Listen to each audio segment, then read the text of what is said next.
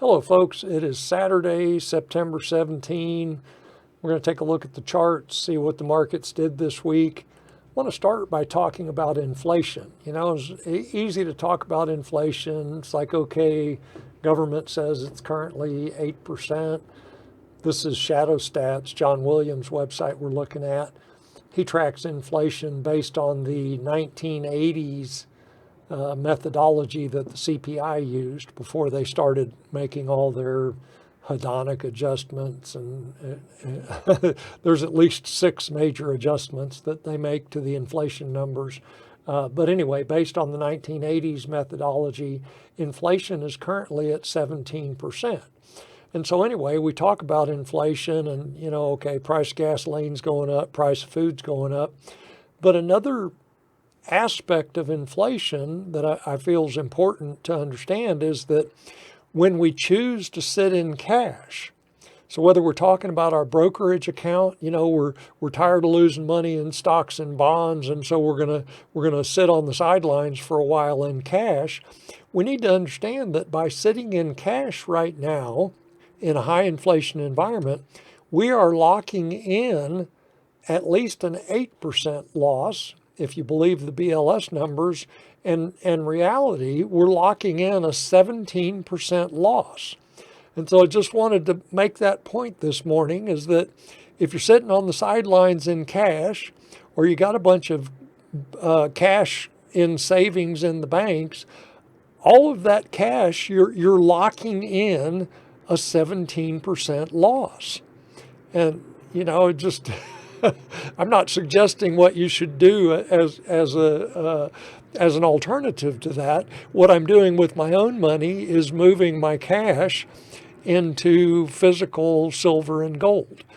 I don't want to lock in a 17% loss, and so I'm moving my cash into metals. But just wanted to make that point about what inflation means to the cash you are holding.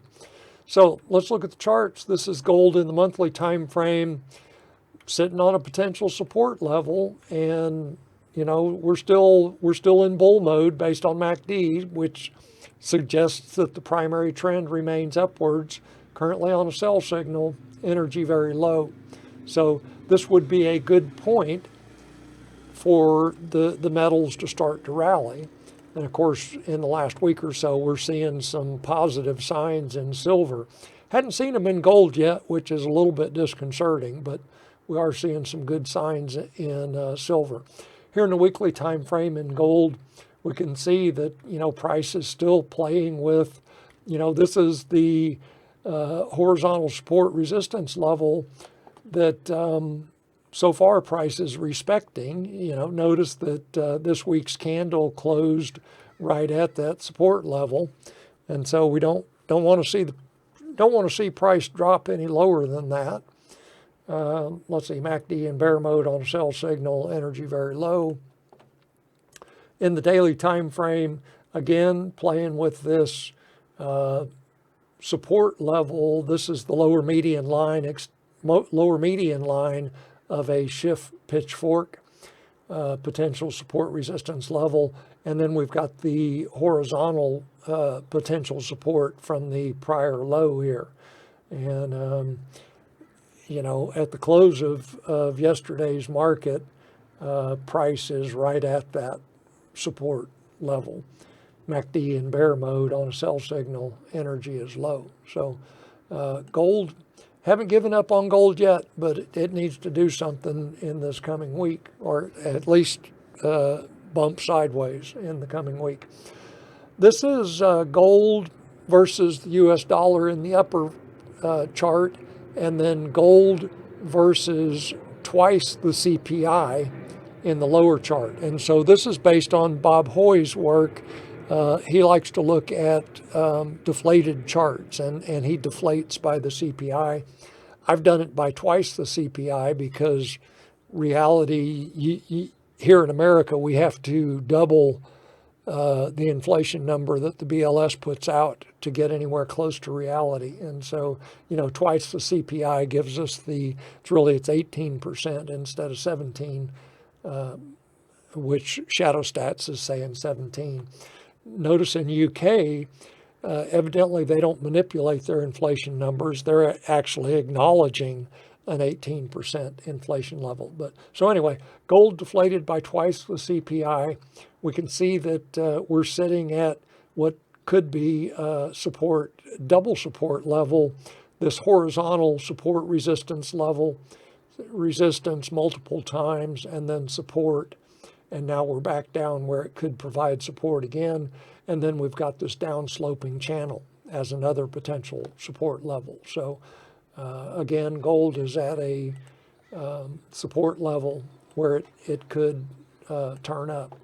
This is silver in the monthly time frame, flirting with support resistance at the horizontal level, and then support resistance at the median line extension of this modified shift pitchfork, actually pushing below both of those levels currently.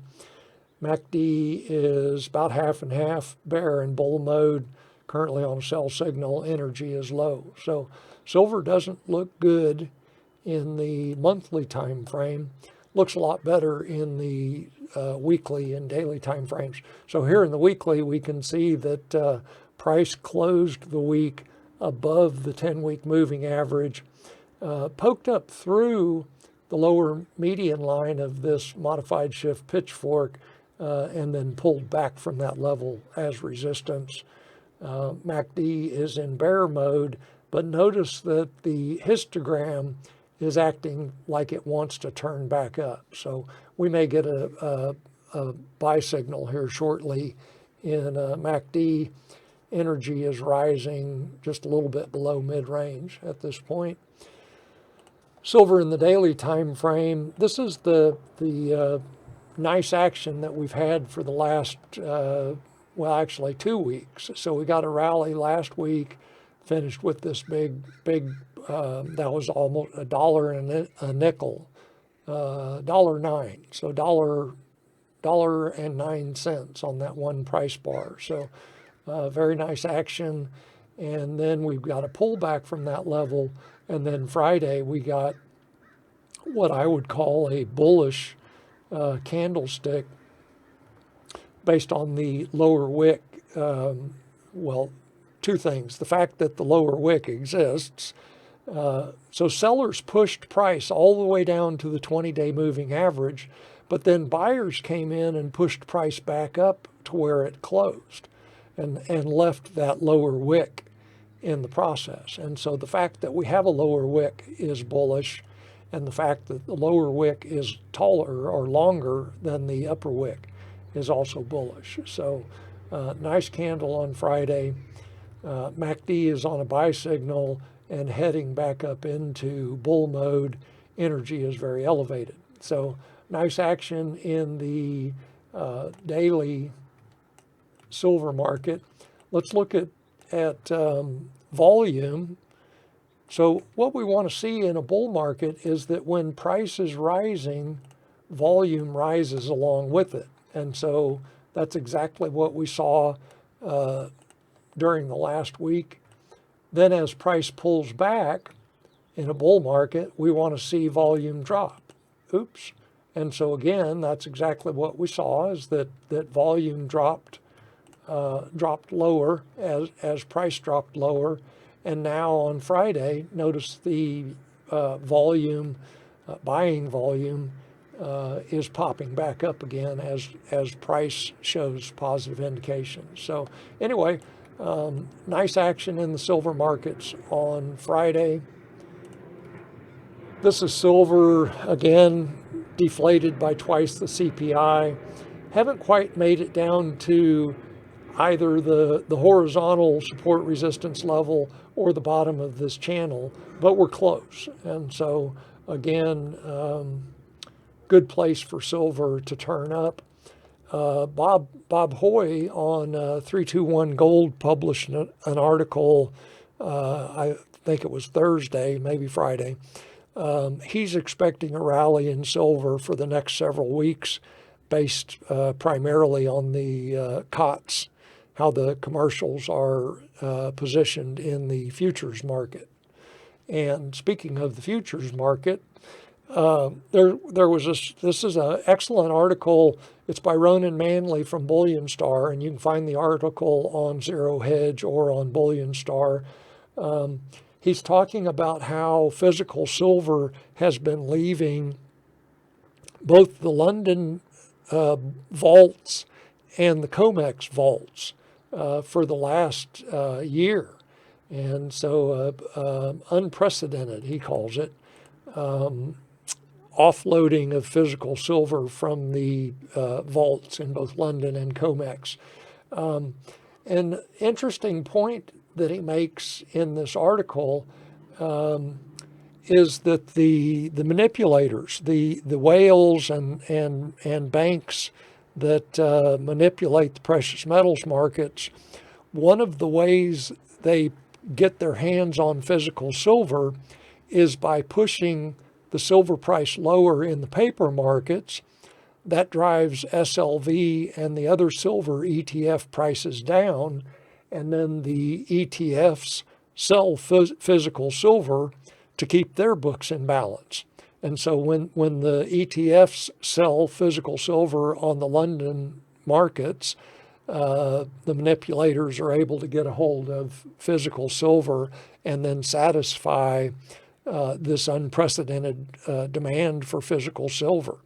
Large investors are taking delivery of physical silver and moving it into private vaults.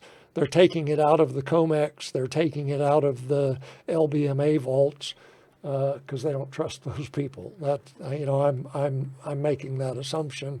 It's a reasonable assumption to make. Who would trust these people? I mean, it's a proven point of law now. We've got traders from JPM who have been charged and convicted of manipulating the precious metals markets for years. So it's not just me bloviating about precious metals markets are manipulated. It's a point of law. I'll keep going. So the mining stocks here in the monthly time frame, sitting on potential support, not looking very good, but they are at a potential level of support.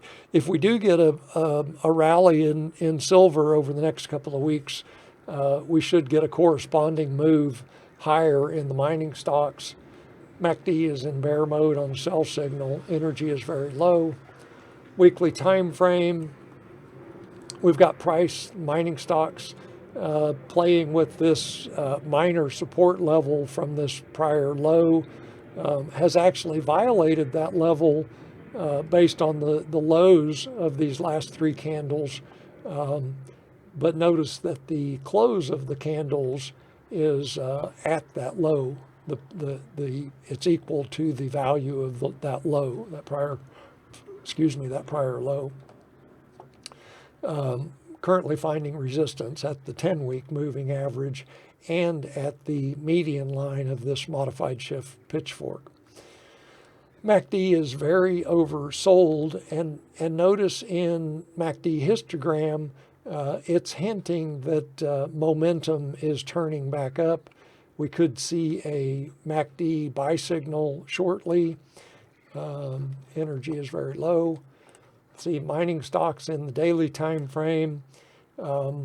Based on the positive action in silver and in equities were rallying last week, the mining stocks pushed up through resistance at the 50-day moving average, ran into more resistance at this is the second upper median line extension of this modified shift pitchfork, rolled over at that point and dropped lower, back below the 20-day moving average, and sitting at that level right now.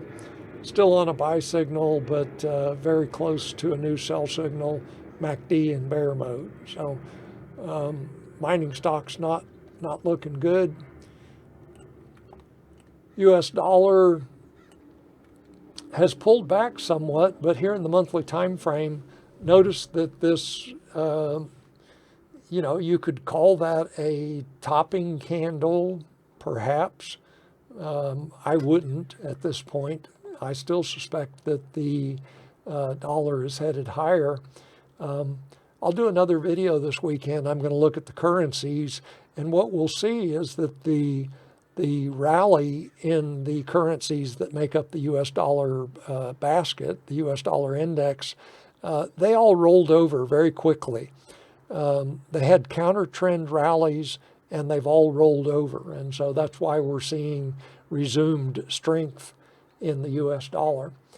MACD in bull mode on a buy signal, and still has not yet reached the level of this prior peak where it might be more reasonable to expect a pullback or at least a pause in the upward movement.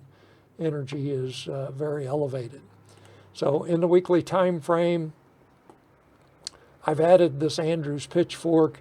It's describing this upward trend very nicely. You can see that price or the dollar is running into resistance at the upper median line, finding support at the lower median line, currently finding support on the median line itself. And then last week bounced from that level and closed just above the support resistance level from this prior high. So, again, in my estimation, the dollar is headed higher, bouncing off the 10-week moving average. MACD is very overbought, but still in bull mode, still on a buy signal. Energy very elevated.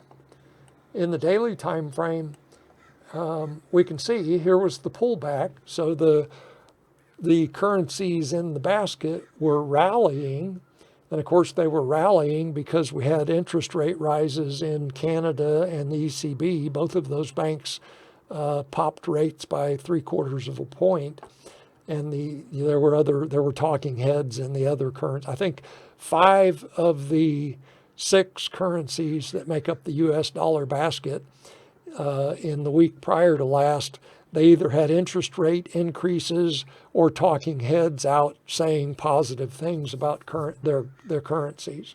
So not surprising that we saw a pullback in the U.S. dollar.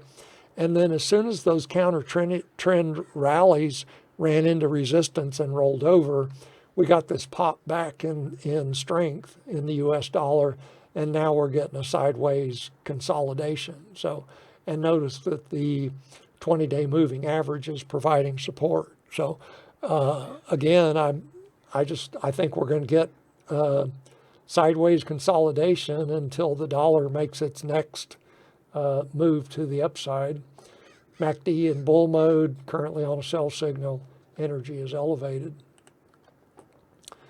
Here we are in the debt markets, and yet again, as I said last time, every time we look at this chart, I have to increase the size of this box to raise it up to the level of the rising interest rates. The natural trend for interest rates right now is higher. And the reason that is so is because we are in the midst of a global debt collapse. There are no natural buyers for debt instruments. Nobody wants to buy debt instruments right now. Just not a smooth move. That's why we're seeing interest rates rise across the board. The banks, you might think that it's the central banks raising interest rates that are causing interest rates to rise. That's not the case at all. What's causing interest rates to rise is a collapsing debt market globally. It was triggered by Evergrande defaulting on their $300 billion in debt back in December of 2021. And it's just been, domino snowball effect ever since. And it's continuing to accelerate. So the debt collapse is accelerating. So the central banks aren't causing interest rates to rise. The central banks are trying to play catch up with rising interest rates. And of course, fighting inflation gives them a good cover story. they can say that they're raising rates trying to fight inflation. Really, they're just trying to play catch up. If they were serious about fighting inflation, they'd have to increase interest rates to at least 9%, or if they acknowledged real inflation, they'd have to increase interest rates to 20%. And of course, that's just not going to happen. So here, this is yield on the 10-year note, daily time frame, running into resistance, but notice decided uptrend. Yield on the 30-year bond, this is the weekly time frame, decided uptrend, has broken above this resistance level, headed higher. MACD in bull mode on a new buy signal. Notice we've got a new buy signal in MACD. Mortgage rates, 30-year fixed, 6.8, 6.7, 6.5, not going to help the real estate market. This is a good article. It was published on Zero Hedge on Thursday. Alistair is talking about how inflation is turning into hyperinflation. And the primary point that he's making in this article is that, the printing of money, the printing of fiat currencies globally, both the U.S. Fed and the ECB, just a dramatic increase in 2020, 2021, and continuing, caused by this. We can't say this on YouTube for fear of getting our channels suspended for a week or potentially just closed down. Can't say that word. And so anyway, based on this, we got 5 trillion new fiat dollars printed in about 2 years. And so what Alistair is pointing out is that we're headed into another round of money printing that will at least match, if not eclipse, the 5 trillion that was printed 2020, 2021. And so anyway, this is an excellent article. I'm still digesting parts of it.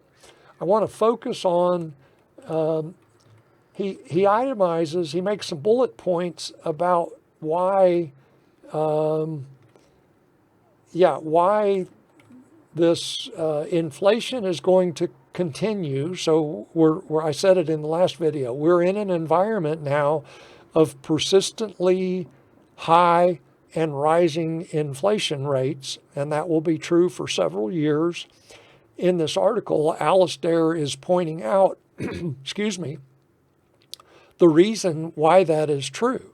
And of course, if you believe in Austrian economics, printing of money, printing of fiat currency leads directly to rising inflation.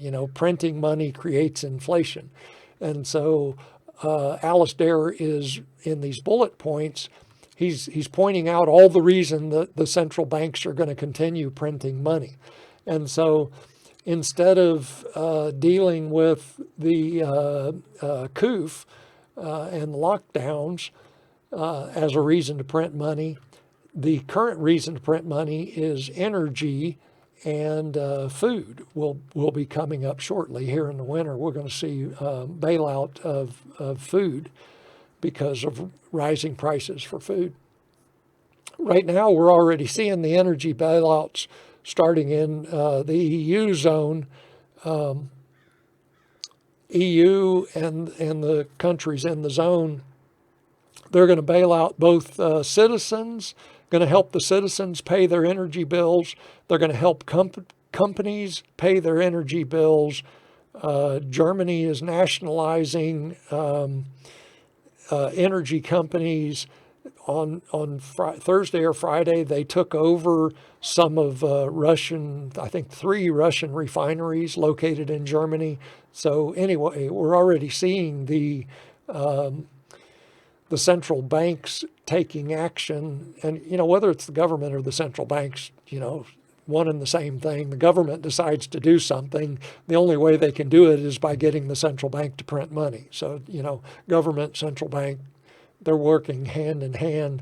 The result is printing of money and inflation. And so anyway, these are the reasons that inflation and money printing will continue going forward. I want to focus on just a couple of points that Alistair makes. I talk about a global debt collapse, and he's making the point, basically what I just said. Rising interest rates are not occurring because the central banks are raising interest. Interest rates are rising because the debt market is collapsing. There are no buyers, there are no natural buyers of debt instruments. Buyers strike in the bond markets. Nobody's buying bonds except central banks. The commercial banks know that as the economy worsens, interest rates rise, their non-performing loans are going to increase. And so the commercial banks are pulling back on the money that they lend. They don't want to lend money, or if they do, they're charging higher interest rates because they're trying to protect themselves. The central banks are going to have to protect the banking system because as the banking system contracts, they're going to come under pressure, financial pressure, and the central banks are going to have to step in to ensure that there are no bank failures. And so again, this is a reason that the central banks are going to be printing money, creating more inflation. This is what I just said. The commercial banks are pulling back. They're contracting their lending.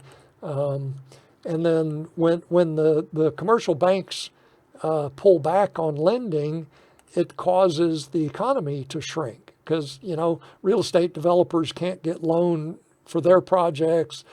Commercial projects can't get money for their projects. It's just a domino effect, a spiral downwards as the credit contracts, the economy contracts, potential collapse of some of the major banks, and domino effect that would follow that. And again, more expansion of central bank currencies leading to more inflation. And then, this is an excellent point. As interest rates rise, all financial assets are affected and affected negatively. Bond prices fall, stocks fall, and so we're in a downward cycle right now, unfortunately, where stocks and bonds and cash are all rapidly losing value. So give some serious thought to where you're holding your money. And coincidentally, here we are on Bitcoin now, speaking of where you're holding your money. And notice that Bitcoin is simply unable to get a sustained rally going. Currently finding resistance at the 10-day moving average. MACD in bear mode.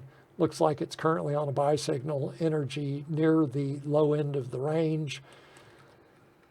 So the central banks are talking about, and at least two of them, 20%, I think, actually have projects underway. Testing a retail CBDC. So 20% of the central banks. There are 63 central banks that are owned by the BIS, Bank of International Standards, right? Owned, associated with, affiliated with. Anyway, so out of 63 central banks, we've got 20% of them, that's 12, developing or testing retail CBDC. So this is no longer theoretical. CBDCs are going to happen. They are happening. The headline of this article is kind of misleading. This 9 out of 10 would imply 90%. Well, it's not 90%. It's about 65% of out of the 63. There's about 65% of the banks that are moving towards CBDCs. This was interesting. So this is the White House coming out just yesterday with their first ever framework for responsible development of digital assets. This is a point I've made several times. The current batch of cryptos, crypto coins, crypto tokens, stable coins, they are competition for the central bank's CBDCs. The central banks are not going to keep 10,000 crypto coins around to compete with their product, the CBDC. And so here we have the first signs that the current crop of cryptos will be regulated out of existence. And so again, if you're sitting in crypto, give some serious thought to lightening up, moving some of your crypto money into other assets. Again, the governments and their central banks are not going to let the existing batch of cryptos hang around to compete with CBDCs. They're going to regulate them out of existence, in my opinion. And my opinion backed up on, here's the White House releasing their first framework, responsible development. Isn't it interesting how all of their white papers are couched in those kind of terms? It's responsible development, which coincidentally means regulating the current batch of cryptos out of existence. Let's look now at the equity markets. They didn't do well this week. Obviously dropped below the 50-day moving average and then headed lower. Got a bounce on Friday, and price closed just above this horizontal support resistance level. MACD in bear mode on a sell signal. Energy is very low. In the weekly time frame, we can see S&P 500 still flirting with potential support at the upper boundary of this downward sloping channel. MACD on a buy signal, but in bear mode. Energy is about mid-range. S&P 500 sitting just above the 20% decline level, which is, that's the marker between a bear market or not. So currently in a correction, which is 15% decline from the peak. But right on the edge of dropping into bear market, which is a 20% decline. So MACD in bull mode, suggesting that the trend remains up, but on a sell signal, and energy is very low. Based on histogram, momentum is accelerating to the downside. Dow, same thing, bounce on Friday, up above this horizontal support resistance level. MACD in bear mode, energy very low. And notice that, as I suggested, this was just a counter trend rally. The stock markets, the equity markets, S&P 500 and the Dow, they peaked in January of 2022. They've been in a downtrend ever since. The NASDAQ, which we'll look at here shortly, it peaked in November of 21 and has been in a downtrend ever since. And so notice that this last rally, that was just a counter trend rally. And when it ran into resistance, price rolled over and dropped hard. And so anyway, this is typical action in a declining market. In the weekly time frame, we can see prices playing with support on this support resistance level, finding resistance at the 10-week moving average. MACD is on a sell or on a buy signal, but very close to giving us a sell signal. Energy is very low. In the weekly time or in the monthly time frame, again, we've got price sitting just above this 20% level, which will mark the resumption of a bear market in the Dow. In the NASDAQ, in the daily, I added this Andrews pitchfork. Notice how price, and this is exactly what Dr. Andrews told us price would do about 80% of the time in a valid Andrews pitchfork. When price drops, in this case, a downward sloping fork, when price drops, it will reach the median line of the fork, and then there are one of 5 behaviors that price will exhibit from that point. One of them being basically trending along the median line. And so that's what we're seeing here, is that price is trending along this median line. Now, this downward movement it's too steep.